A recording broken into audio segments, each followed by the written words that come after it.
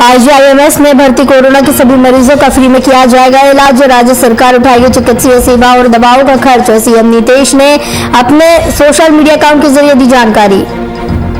बढ़ते संक्रमण के मद्देनजर राज्य सरकार ने स्थगित की रांची विश्वविद्यालय की ऑफलाइन परीक्षा। रिम्स में भी अगले आदेश के बाद होगी एमबीबीएस फाइनल ईयर की परीक्षा।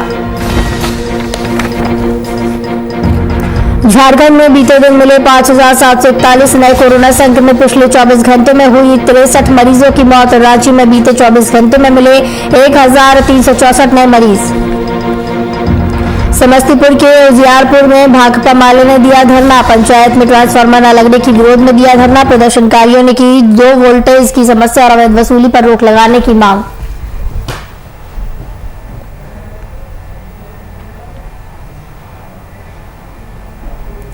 नमस्कार, वीआईपी न्यूज में आपका स्वागत है। आपके साथ मैं हूं आस्था श्रीवास्तव। बिहार में कोरोना ने हाहाकार मचा रखा है। बढ़ती कोरोना के बीच राज्य में स्वास्थ्य व्यवस्था बेहाल हो गई है। राज्य की विपक्षी पार्टियां सरकार पर बदइंतजामी का आरोप लगा रही हैं। इसी क्रम में प्रतिपक्ष के नेता तेजस्वी यादव ने बिहार के लोगों के नाम खुला खत लिखा है। स्वास्थ्य व्यवस्था की बदहाली की पोल खुलती हुई नजर आ रही है। देखिए हमारी एक खास रिपोर्ट।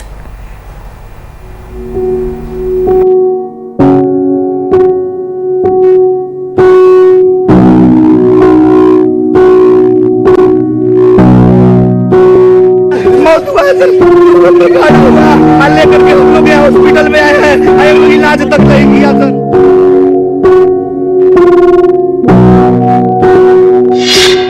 कोरोना से देश में मचा है हाहाकार। पहले से भी भयावह कोरोना के दूसरे वेव की तस्वीरें। वेंटिलेटर पर बिहार की स्वास्थ्य व्यवस्था। भयावह परिस्थिति में भी बयान वीरों के बयान जारी। देश में कोरोना ने हाहाकार मचा रखा है। कोरोना ने देश को वो दिन दिखाए जिसकी देश ने कभी उम्मीद भी नहीं की होगी। कई महीनों तक सूनी रही गलियां, सड़कों पर दूर दूर तक कोई नहीं, बाजारों की रौनक गायब। ये सब तस्वीरें तो थी कोरोना के पहले वेव। दूसरी लहर की तस्वीरें तो इससे भी भयावह है। इसे कोरोना की दूसरी लहर कहें या सुनामी, क्योंकि इस सुनामी ने बाजारों की रौनक, भीड़ भाड़ की चिल्लाहट, गाड़ियों के बजते हॉर्न, ट्रैफिक पर गाड़ियों की लंबी लंबी कतारें, सबको अपने आगोश में ले लिया। आज इस वायरस की सुनामी का कहर इतना भयावह हो गया है कि डेली 3 लाख से ज्यादा लोग इससे संक्रमित हो रहे हैं और 2000 से ज्यादा लोगों को प्रतिदिन ये सुनामी अपने आगोश में समा ले रही है। आज अस्पतालों की भी स्थिति इतनी भयावह हो गई है कि मरीज घंटों घंटों कतारों में लगा रहता है और कई तो कतारों में ही दम भी तोड़ देते हैं। और वजह क्या है? वही ऑक्सीजन की कमी के चलते अस्पतालों द्वारा मरीजों को भर्ती न करना।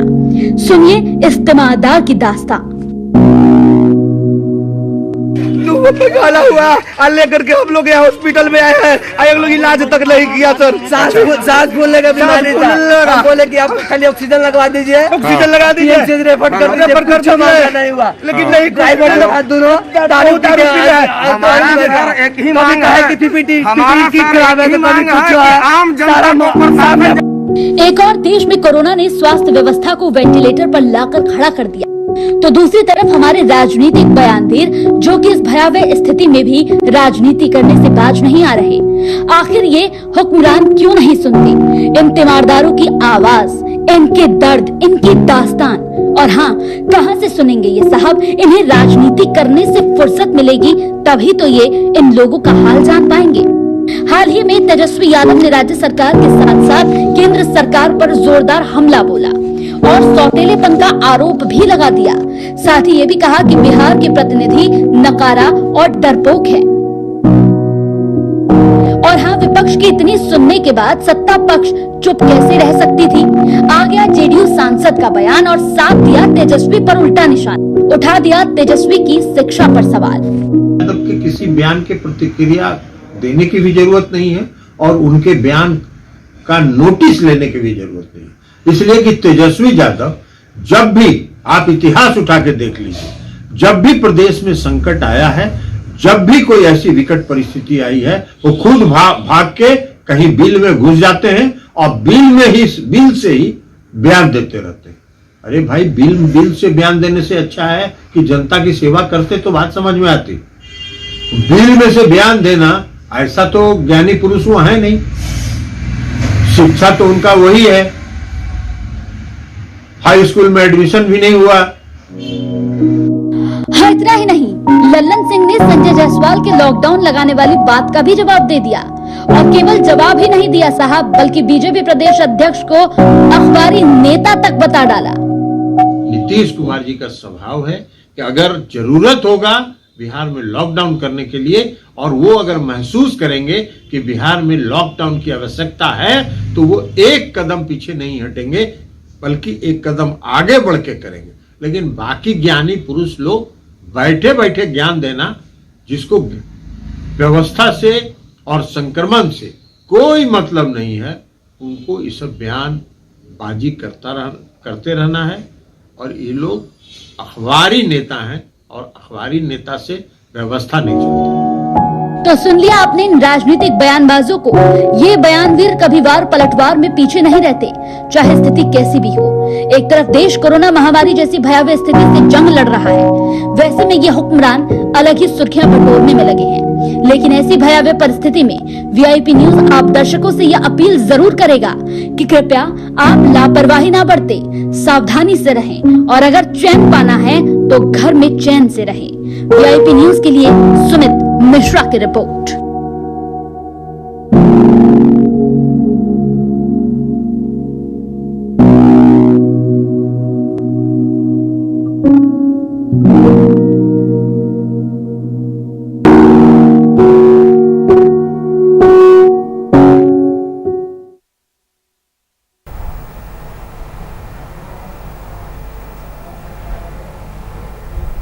इस खबर की तमाम जानकारी के लिए, तमाम चर्चा के लिए हमारे साथ एग्जीक्यूटिव एडिटर प्रशांत झा जी जुड़े हुए हैं। प्रशांत जी, जिस तरीके से खबरें सामने आ रही हैं बिहार में बदहाली की, चाहे वो स्वास्थ्य व्यवस्था की बात की जाए या फिर बुनियादी जो सुविधाएं होती हैं लोगों की, उनकी बात की जाए, चरमराई हुई व्यवस्था बिहार में अब नजर आ रही है। लोगों को किसी भी तरीके की सुविधाओं का लाभ ही नहीं मिल पा रहा।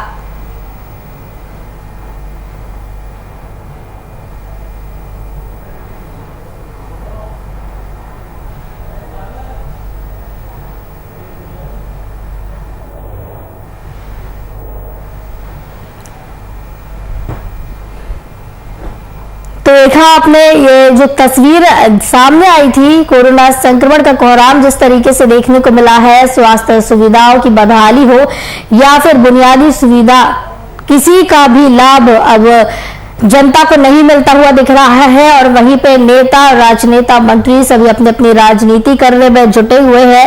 एक तरफ बयानबाजी चल रही है तो दूसरी ओर जनता की जान से भी खिलवाड़ किया जा रहा है।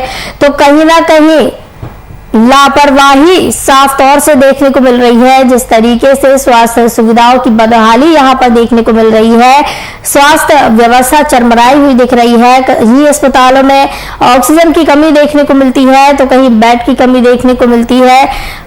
जिस तरीके की अभी ये जो तस्वीरें सामने आ रही है बिहार में, बेहद ही भयावह तस्वीरें हैं ये।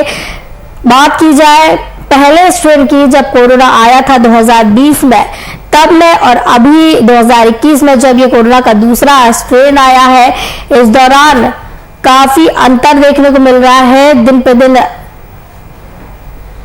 व्यवस्था और भी ज्यादा चरमराती जा रही है। हमारे साथ एग्जीक्यूटिव एडिटर प्रशांत झा जी जुड़े हुए हैं। प्रशांत जी, किसी भी तरीके की सुविधा हो, चाहे वो बुनियादी सुविधा हो, स्वास्थ्य सुविधा हो, लोगों को किसी भी तरीके का लाभ नहीं मिल पा रहा है। कोरोना ऐसी महामारी है जहां पर सभी को साथ रहकर चलना चाहिए, राजनीति नहीं करनी चाहिए, लोगों को लाभ देना चाहिए, या लेकिन बिहार में तो कुछ अलग ही देखने को मिल रहा है। बिल्कुल सही कह रही हैं आस्था। जब 2020 के मार्च के बाद पूरे देश में लॉकडाउन लगाया गया था, उसमें भी सरकार चेत नहीं पाई थी।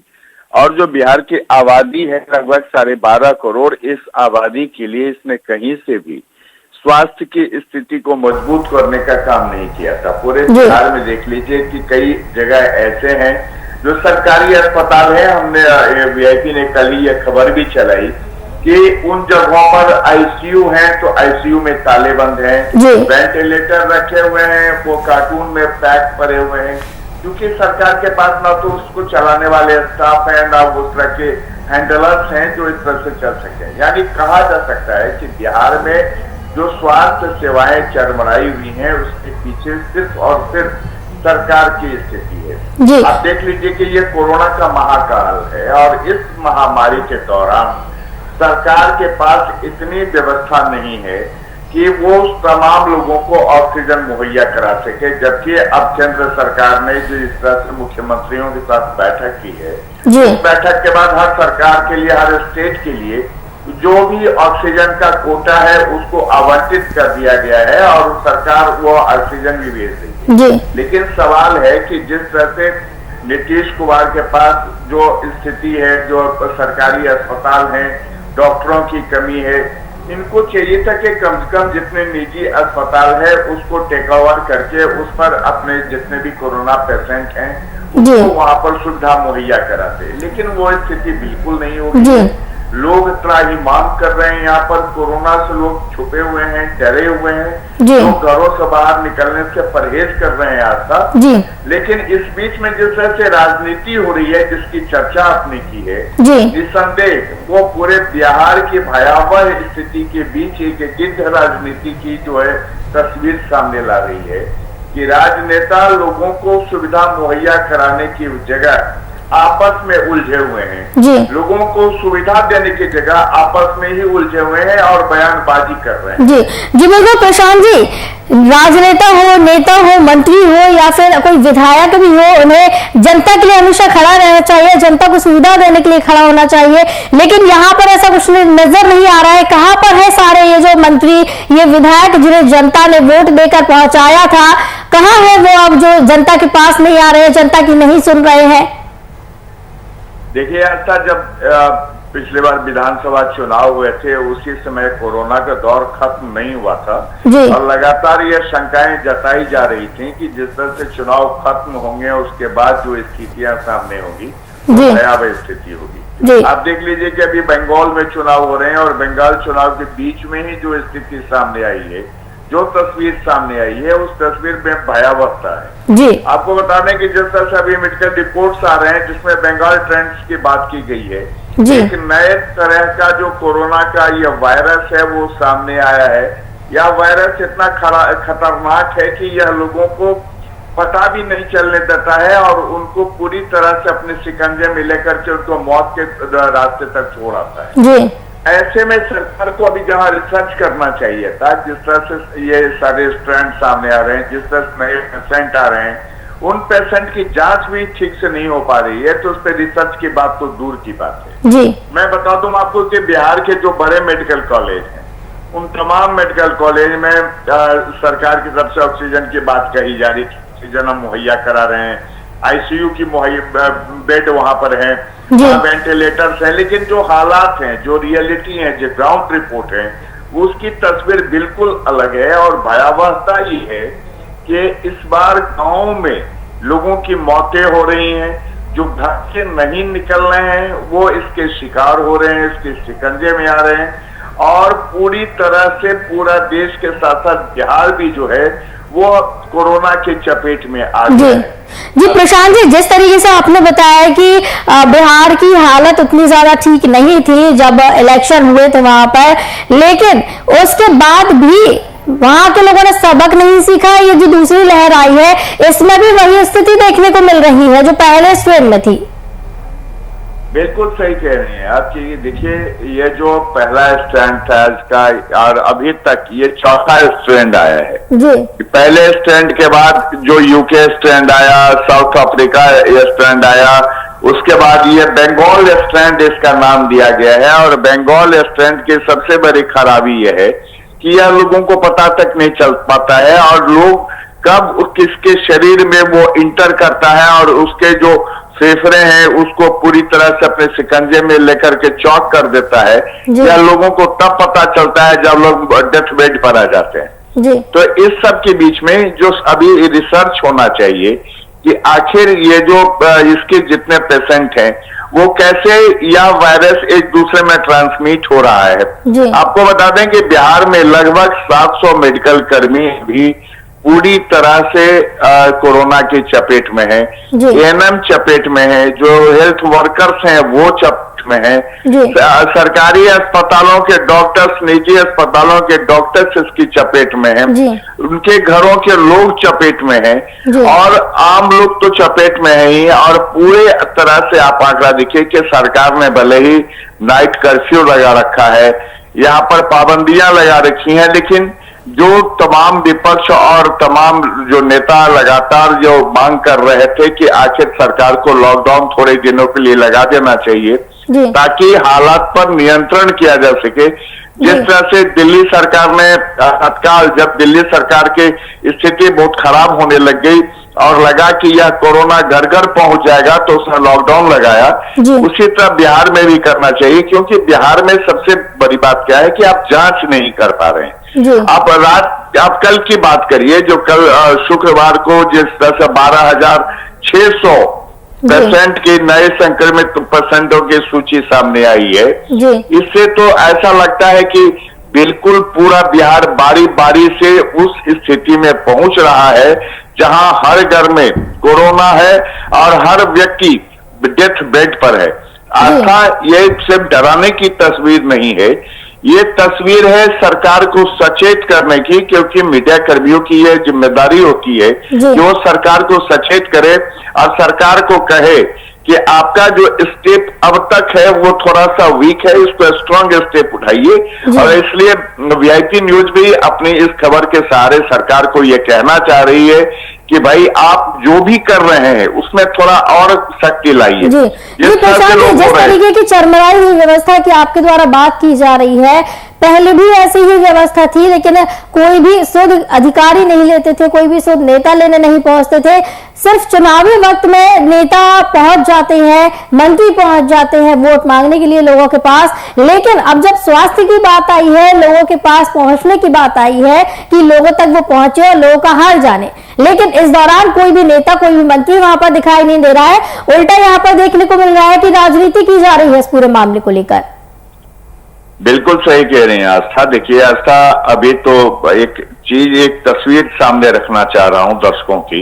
नेहा सिंह राठौर का लोगों ने नाम सुना है। नेहा सिंह राठौर अभी एक अच्छी सिंगर के तौर पर बिहार में से उभरी है और उस नेहा सिंह राठौर का एक वीडियो वायरल हो रहा है पूरे बिहार में, जिसको कि कई बड़े नेताओं ने भी इस वीडियो को सपोर्ट किया है और सरकार से मांग की है कि नेहा सिंह राठौर को सरकार मदद करे। नेहा सिंह राठौर की मां जो है वो कैमूर में एक अस्पताल में भर्ती है और उसको डॉक्टरों ने कह दिया है कि उसको अगर बेहतर अपनी मां को बचाना है तो अपनी मां को उसको लेके जाना होगा सासाराम का नारायण मेडिकल कॉलेज, और नेहा सिंह राठौर के पास वो स्थिति नहीं है कि अपनी मां को वहां से ले जाकर वो नारायण मेडिकल कॉलेज में एडमिट करा दें।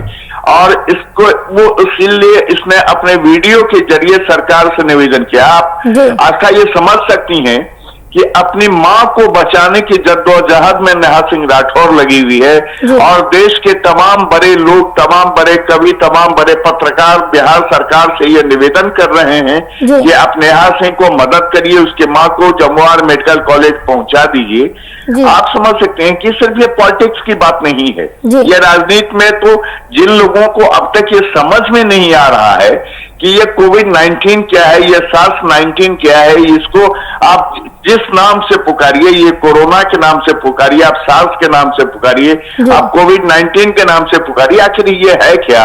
और इसमें ये राजनीति करने की बात नहीं है, चाहे वो तेजस्वी यादव हो जो गलत मौके पर गलत सवाल उठाते रहते हैं। अगर हरियाणा में सरकार ने 500 बेड का एक हॉस्पिटल बना दिया तो इसको लेकर के बिहार और प्रधानमंत्री नरेंद्र मोदी पर जिस तरह से वो हमलावर हुए कि आखिरकार जेडीयू के सांसद लालन सिंह को सामने आना पड़ा। और ये कोरोना काल में ये सब चीजें होनी नहीं चाहिए। अभी सबसे पहला सवाल ये होना चाहिए आस्था कि लोगों को हम सुविधा कहां से मुहैया करा सकें, उनको हम मेडिकल फैसिलिटी कहां से मुहैया करा सके, अगर किसी के घर में दाना पानी नहीं है तो उसका अरेंजमेंट कैसे करा सके। लेकिन वो कहा आपको मैंने शुरुआत में कि यहाँ के नेताओं के अंदर वो सेंटिमेंट नहीं है, वो गिद्ध राजनीति करते रहते हैं। उनको ये लगता है कि लोग लोग मर जाएं तो उनकी राजनीति जो है चमकती रहेगी। जी जी बिल्कुल प्रशांत जी, जिस तरीके से लोग राजनीति करने में लगे हुए हैं, चाहे वो तेजस्वी यादव हो, कोई भी नेता हो, लगातार सरकार पर, केंद्र सरकार पर निशाना साधने में लगे रहते हैं, लेकिन ये नहीं देखा जा रहा है कि बिहार में किस तरीके की स्वास्थ्य व्यवस्था है, किस तरीके से लोगों तक स्वास्थ्य मुहैया नहीं हो पा रहा। तमाम कुछ दिनों पहले तस्वीरें आई थी, बीते दिन भी तस्वीरें आई थी कि कई जगह पे तमाम स्वास्थ्य सुविधाएं उपलब्ध हैं, लेकिन वहां ताला लटका हुआ है। तो कहीं ना कहीं जिस तरीके से स्वास्थ्य व्यवस्था चरमराई हुई है, इस चीज का ध्यान रखना चाहिए, चाहे वो विपक्ष हो चाहे वो पक्ष हो। बहुत बहुत धन्यवाद प्रशांत झा, एग्जीक्यूटिव एडिटर, हमारे साथ जुड़े थे इस खबर की तमाम जानकारी के लिए।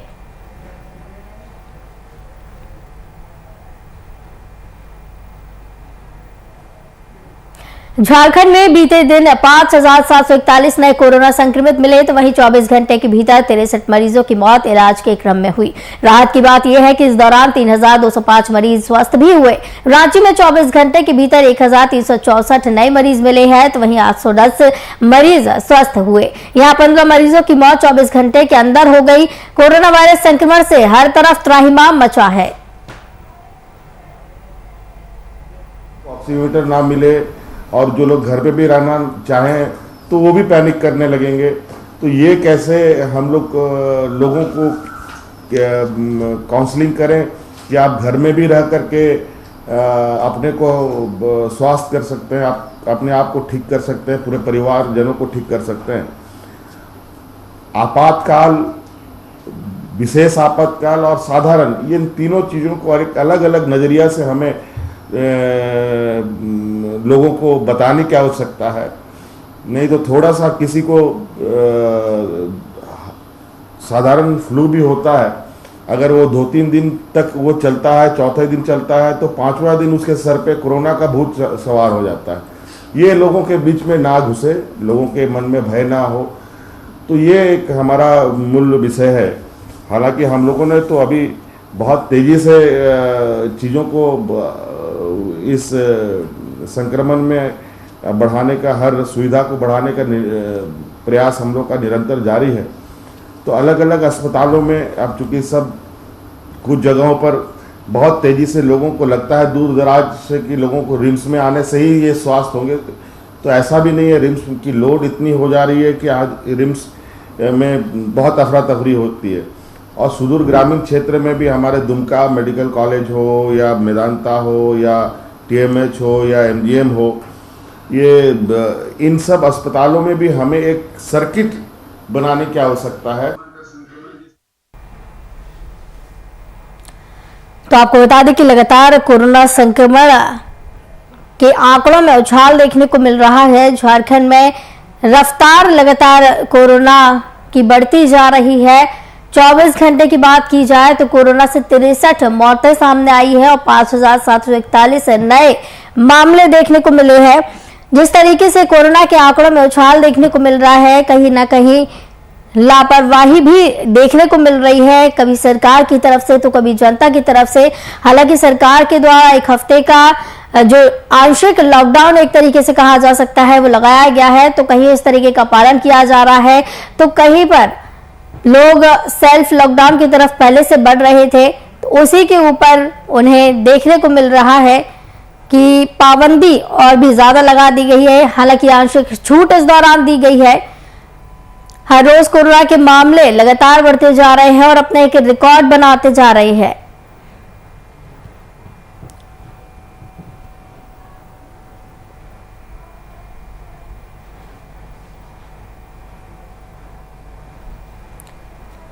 लगातार कोरोना संक्रमण का कोहराम जारी है। इसी के चलते मुख्यमंत्री भी बैठक पर बैठक कर रहे हैं और तमाम चर्चाएं कर रहे हैं। किसी प्रकार का निर्णय इस दौरान निकालने की कोशिश कर रहे हैं कि किस तरीके से कोरोना को काबू में किया जाए या किस तरीके से कम किया जाए, स्वास्थ्य व्यवस्था किस तरीके से सुधारी जा सकती है। इसलिए मुख्यमंत्री भी तमाम बैठकें कर रहे हैं, तमाम चर्चाएं कर रहे हैं। लेकिन महामारी का दौर चल रहा है, लगातार आंकड़े देखने को मिल रहे हैं, मौत की दरें बढ़ती जा रही हैं, रिकवरी रेट में कमी देखने को मिल रही है। तो 24 घंटे की बात करें तो 63 मौतें इस दौरान सामने आई है।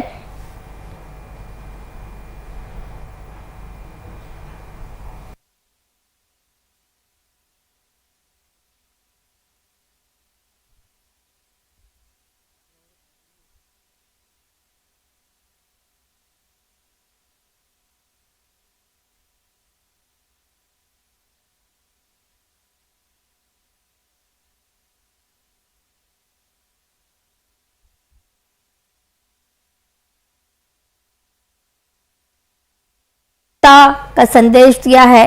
सड़कों पर सन्नाटा पसरा हुआ दिख रहा है, लेकिन बढ़ती कोरोना महामारी के वजह से जिला प्रशासन सख्ती बरत रहा है। संक्रमण की चेन तोड़ने की पूरी तरीके से कोशिश की जा रही है। इसी के चलते एसडीपीओ और तमाम अधिकारी जायजा ले रहे हैं,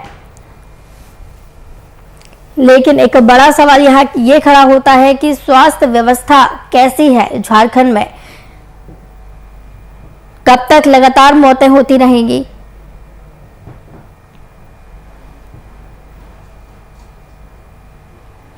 इस खबर की तमाम चर्चा के लिए, तमाम जानकारी के लिए हमारे साथ बिहार झारखंड से संपादक कुंदन कृतज्ञ जी जुड़े हुए हैं। कुंदन जी, लगातार देखने को मिल रहा है कि आंकड़ों में उछाल देखने को मिल रहा है। बीते दिन 5,741 नए मामले झारखंड में सामने आए हैं। जिस तरीके से ये आंकड़े बढ़ते जा रहे हैं, सरकार लगातार बैठकों पर बैठक कर रही है। क्या सारांश निकल रहा है बैठकों का?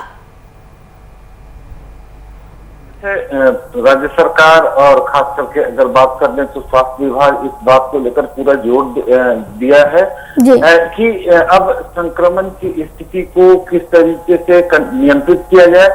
हालांकि 22 तारीख की सुबह से राज्य कह सकते हैं कि स्वास्थ्य सुरक्षा सप्ताह मना रहा है। एक तरीके से यह लॉकडाउन है और लॉकडाउन का सख्ती से पालन कराने के लिए सड़कों पर प्रशासन ने पूरे इंतजाम कर रखे हैं। मुख्यमंत्री ने कल एक और अनूठी पहल की है, उसकी चर्चा करना भी जरूरी है। शॉर्ट सर्किट योजना की शुरुआत की गई है। अब किसी रांची और जमशेदपुर के मरीजों को अगर रांची और जमशेदपुर में अस्पताल और बेड्स अगर मुहैया नहीं हो पा रहे हैं तो उन्हें दूसरे नजदीकी अस्पतालों में बेड मुहैया कराने की व्यवस्था शुरू कर दी गई है। इसकी इस योजना का नाम मुख्यमंत्री ने शॉर्ट सर्किट योजना दिया हुआ है। साथ ही हर अस्पताल में जितने भी ऑक्सीजन सपोर्टेड बेड हैं या वेंटिलेटर सपोर्टेड बेड हैं, वो तमाम बेड की निगरानी की जा रही है इंसिडेंट कमांडर्स के जरिए और हर इलाके के अलग अलग इंसिडेंट कमांडर्स की नियुक्ति की गई है। तो इन तमाम उपायों के साथ साथ कोशिश यह की जा रही है कि संक्रमण का स्तर और बढ़े नहीं, मृत्यु दर कम हो और अस्पतालों में किसी प्रकार के दवाई या ऑक्सीजन की कमी नहीं हो। तो कुल मिलाकर कह सकते हैं कि इंतजामों को दुरुस्त करने की कोशिश की जा रही है ताकि राज्य के जो आंकड़े हैं वो आंकड़े डराने वाले सामने निकल कर ना आए। जी कुंदन जी, 1 मई से 18 साल से ऊपर के जो लोग हैं, जो युवा है, उन्हें वैक्सीन लगनी है और इस दौरान मुख्यमंत्री ने घोषणा भी की है कि सभी को फ्री में वैक्सीन लगाई जाएगी। लेकिन जिस तरीके की स्वास्थ्य व्यवस्था यहाँ दिख रही है, बेहद कम समय बचा है, किस तरीके से सरकार तैयारी कर रही है? देखिए, वैक्सीन की जहां तक बात की जाए तो वैक्सीन के लिए 29 अप्रैल से 18 वर्ष के ऊपर के लोगों का कोविन पर रजिस्ट्रेशन होगा और 1 मई से उन्हें वैक्सीन दी जानी है 18 वर्ष से ऊपर के लोगों को। झारखंड की अगर बात कर लें तो झारखंड की जनसंख्या के मुताबिक लगभग 2 करोड़ 20 लाख की आबादी ऐसी है जो 18 साल से ऊपर की है, जिसमें अमूमन 30 लाख लोगों को अभी तक वैक्सीन कोरोना की दी जा चुकी है। इन परिस्थितियों में बचे हुए 1 करोड़ 90 लाख लोगों को वैक्सीन मुहैया कराने के लिए राज्य सरकार को लगभग 3.25 करोड़ वैक्सीन की डोज की जरूरत होगी। और एक यहाँ पर असमंजस की स्थिति यह आ रही है कि वैक्सीन निर्माता कंपनियों ने जो अपने रेट चार्ट भेजे हैं केंद्र सरकार को और राज्य सरकारों को, तो उसको लेकर एक असमंजस की स्थिति है। लेकिन मुख्यमंत्री ने बहुत ही स्पष्ट किया है कि वैक्सीन को झारखंड की जनता को बिल्कुल फ्री ऑफ कॉस्ट मुहैया कराया जाएगा। अगर वो निजी अस्पतालों में वैक्सीन लेने जाते हैं तो उसके लिए एक मामूली शुल्क चुकाने की जरूरत होगी। लेकिन राज्य सरकार के द्वारा जितने भी जगहों पर वैक्सीन दिया जाएगा वहां पर वैक्सीन निःशुल्क मुहैया होगी। लेकिन अभी देखने को मिल रहा है कि कई अस्पतालों में वैक्सीन की कमी देखने को मिल रही है। अभी जब दूसरा टीका लगाया जाना है कुछ लोगों को जिनको पहला टीका लग चुका है, वहां पर कमी देखने को मिल रही है। तो सरकार इसकी आपूर्ति किस तरीके से कर रही है?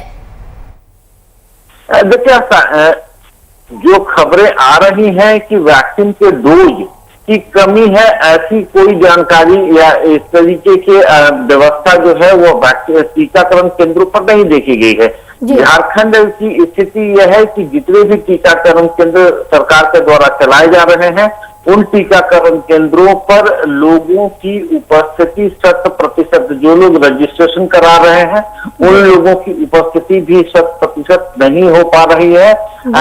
दूसरी बात यह है कि वैक्सीन को प्रभावी रखने के लिए उसे एक नियमित तापमान पर रखने की जरूरत है। जो भी उस टेम्परेचर को, उस तापमान को नियंत्रित करने के लिए राज्य सरकार को अलग अलग इंतजाम करने पड़ रहे हैं।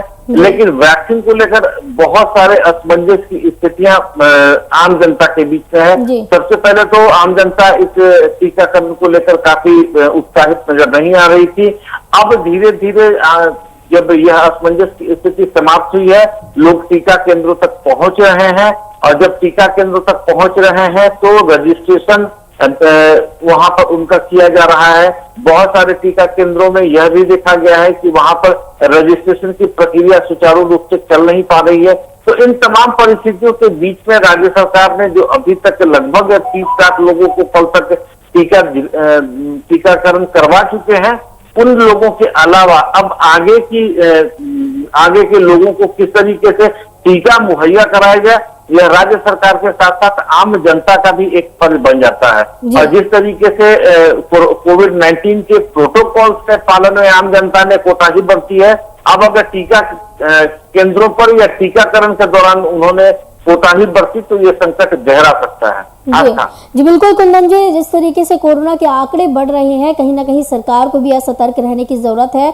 और वैक्सीन को लेकर पहल जो सरकार कर रही है काफी सराहनीय पहल ये मानी जा सकती है कि जो 18 साल से ऊपर के उम्र के लोग हैं उन्हें फ्री में जो वैक्सीन मुहैया कराई जाएगी, वह भी सरकार की अच्छी पहल मानी जा रही। बहुत बहुत धन्यवाद कुंदन कृतज्ञ जी, बिहार झारखंड से संपादक हमारे जुड़े हुए थे इस खबर की तमाम जानकारी के लिए, तमाम चर्चा के लिए। तो आपको बता दें कि 24 घंटे के अगर आंकड़ों की बात की जाए तो 63 मौतें इस दौरान देखने को मिली है। 5,741 नए मामले सामने आए हैं और लगातार आंकड़े बढ़ते ही जा रहे हैं।